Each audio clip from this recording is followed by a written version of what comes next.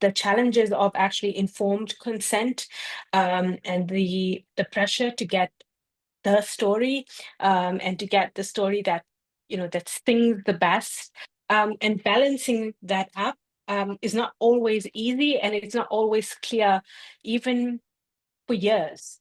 So I wasn't going to tell the story, but I'll tell the story. Several years ago, while I was still working for the Daily Maverick, Farrell Haffajee, who was then at the City Press, commissioned me to write a feature about the neighborhood in Johannesburg where I'm from, which is called Mayfair. And she basically, she has heritage here as well, and she's intrigued by how vibrant the community is and how much it's changed, but also how much it is the center of so much of wrongdoing. And so she asked me to write the story reflecting on this. And so I thought I wrote a really good piece.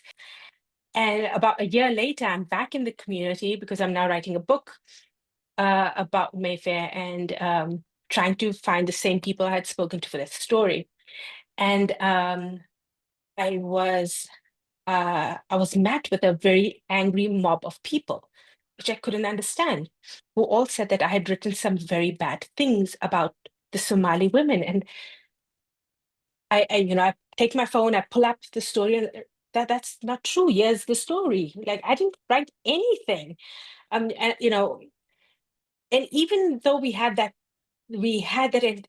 this confrontation, it's really like surrounded by like about 50 people shouting at me, I still didn't understand, because no one also could properly explain, except they told me that I basically said that the Somali women are prostitutes. It took me, I think, another year where I picked up that City Press article again, and I looked at the caption, because I had never actually looked closely at the caption of that story. And beneath the picture of the women was the caption, "In Mayfair, you can get whatever you want," right? And so, yeah, it's a terrible caption. It's a terrible, terrible caption. Somehow, for 2 years, I never even read it. I never even saw it.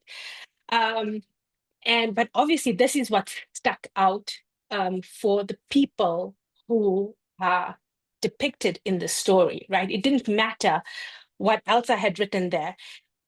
What had stuck out is that I had somehow implied that Somali women in Mayfair are easy to get.